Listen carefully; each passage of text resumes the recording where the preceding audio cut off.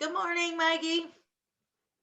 Good morning to you and everyone out there. Good morning. Yeah, good morning, everyone out there, and happy Friday. Hope everyone's handling life right now the best that they possibly can and taking some time for their self and doing self-care and all those things that are so important to do, at this time. So Maggie and I started these death talks back at the beginning of April because April is doula month. So we've been continuing them on, and it's sad to say that we are going to be coming to an end. This is number 7, Maggie. The last one was 6, not 5. I was the one that was confused. But it's a little bit bittersweet knowing that they're coming to an end. I'm happy that we were able to get some information out there to anyone who's listening. But on the same token, I'm kind of disappointed because I really do enjoy these little chats with you, and it really helps us as well. So yeah, so today what we're going to do in the 7th chat is I'm going to start off this chat and I'm going to talk about pets and what happens when people get diagnosed of a terminal illness or when they do die. Super important to know that Home Hospice Association has a stat on their website that says that 300,000 people will be diagnosed with a terminal illness this year in Canada alone. That's a lot. And even further to that, 70% of those 300,000 individuals that will get that diagnosis own pets. So, what happens to the pet while the person is dying or while the person is ill? And what happens after the fact? That's what I want to touch on today.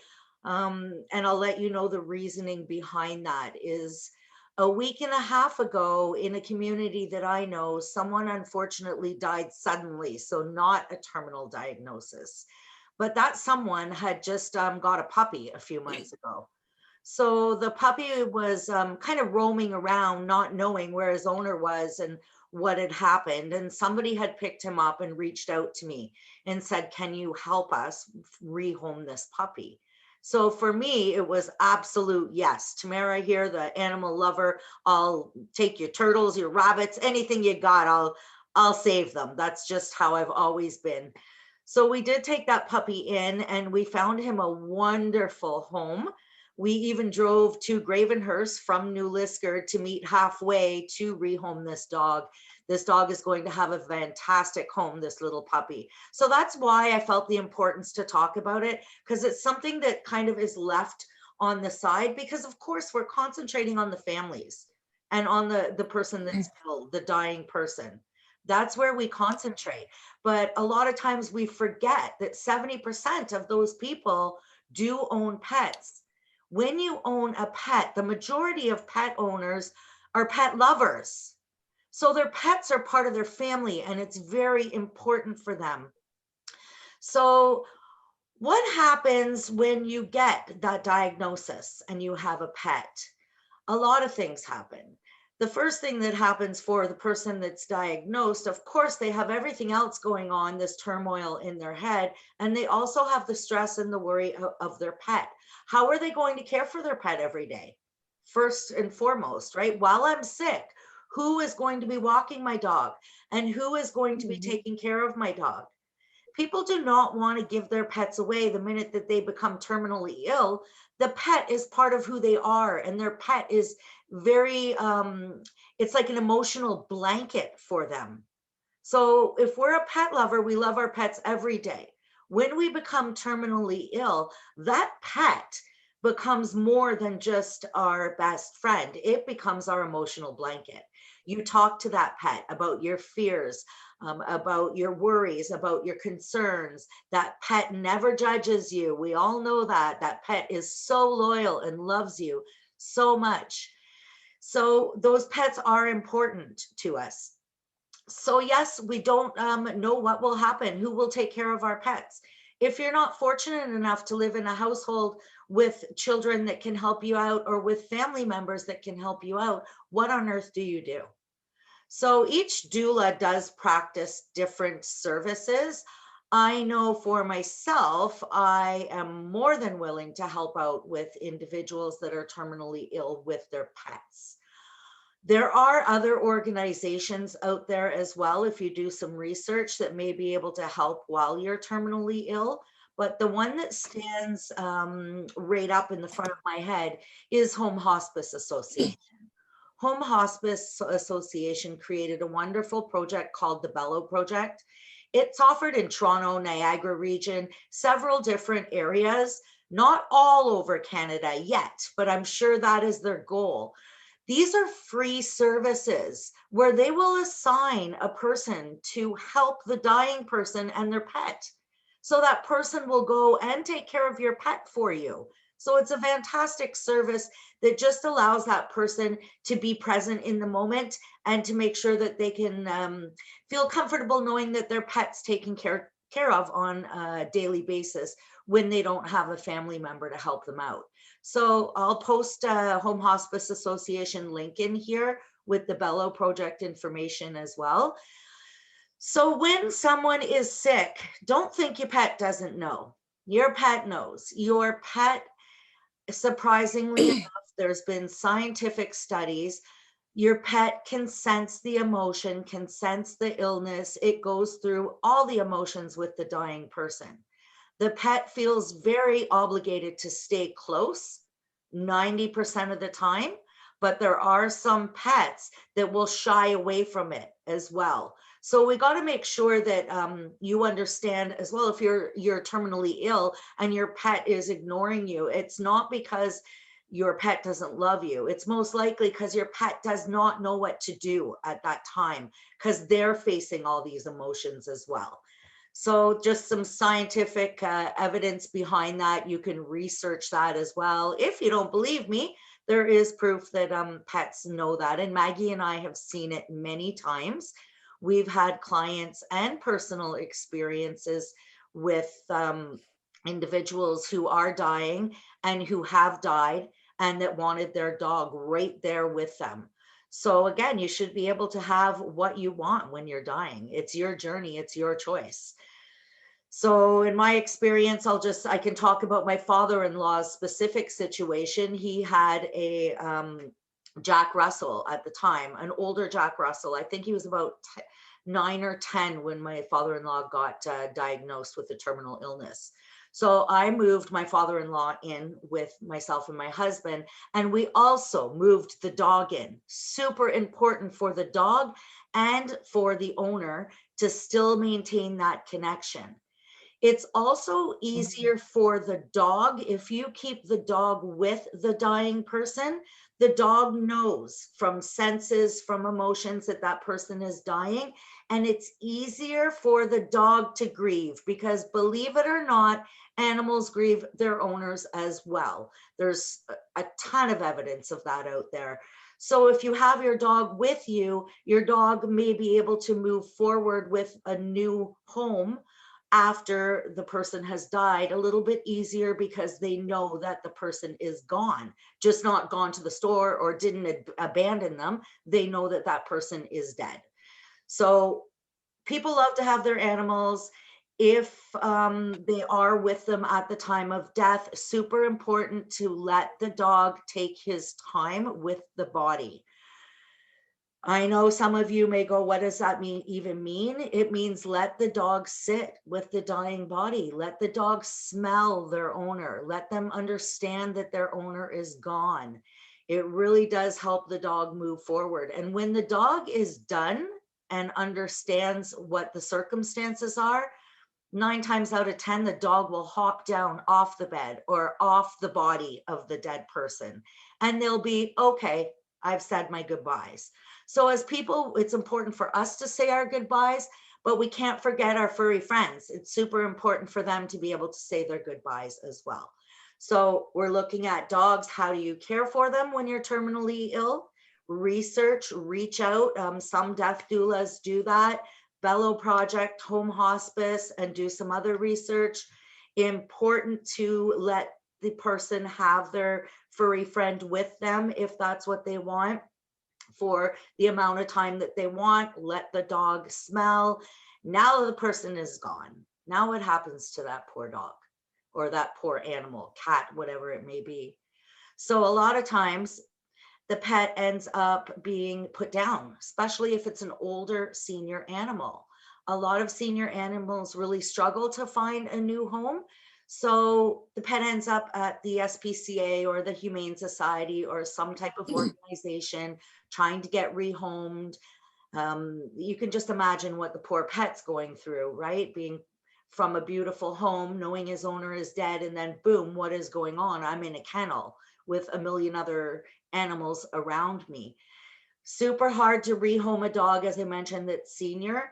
So I really encourage people to have these conversations if possible, because we all don't get the experience of knowing that we're going to die, of course. But if you are diagnosed with a terminal illness, super important to put that pet in a position where it will be rehomed when you die. So reach out to your family members or reach out to organizations and plan a rehoming situation prior to you dying. You can even have the new owner meet that animal a few times prior to. So as you're struggling and going through a situation, the animal would be able to meet his new owner, and it's a little easier transition after the fact, after the person died.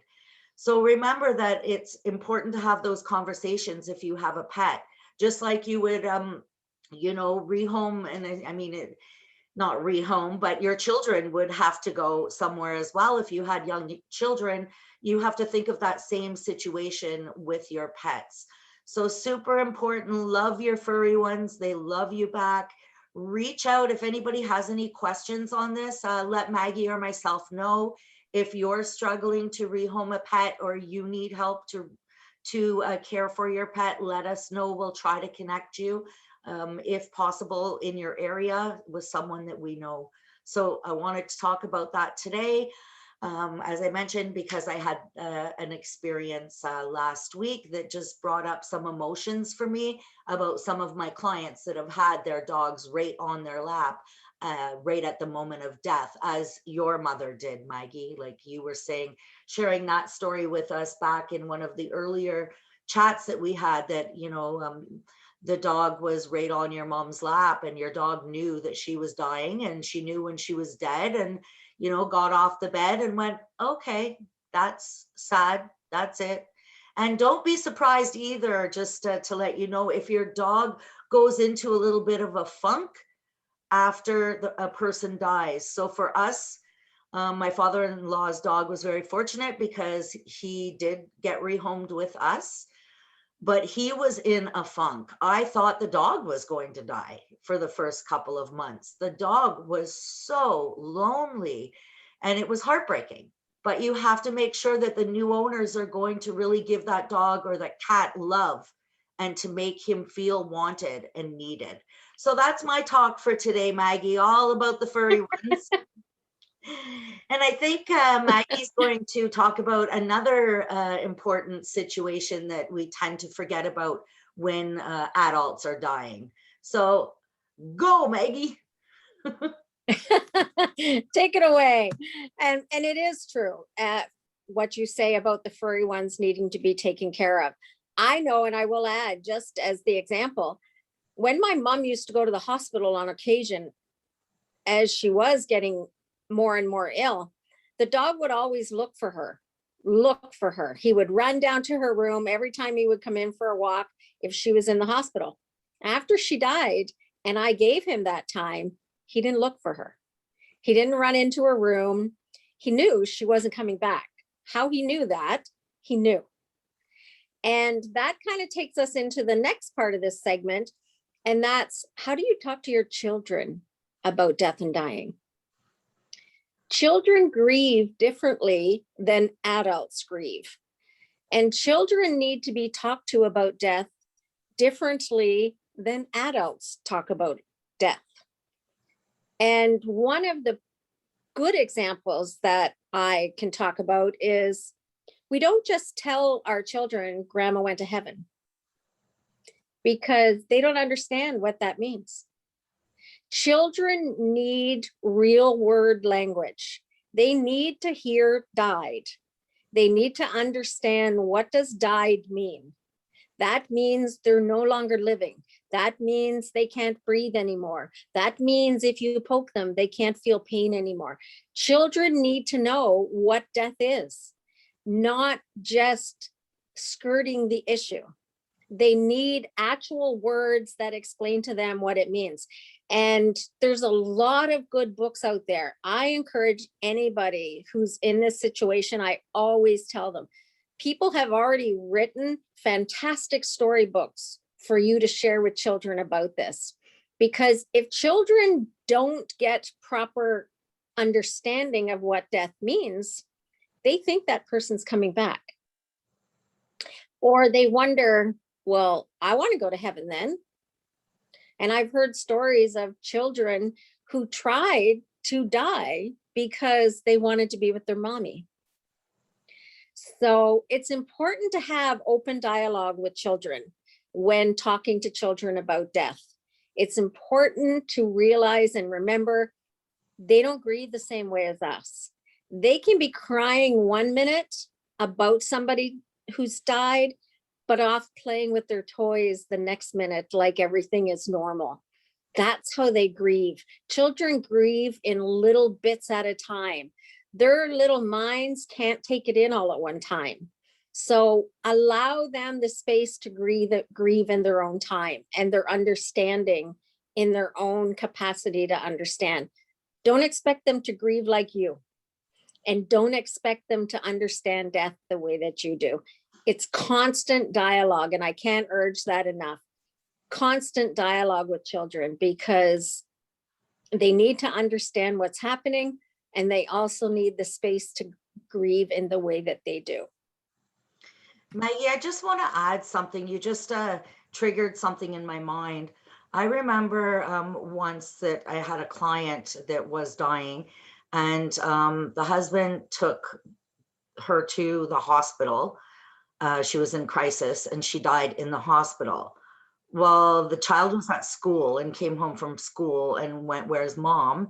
And then they had to have the conversation that mom wasn't coming home, that she had died. The child could not understand that. It was very hard for them to comprehend because they weren't informed from the beginning that mom was sick.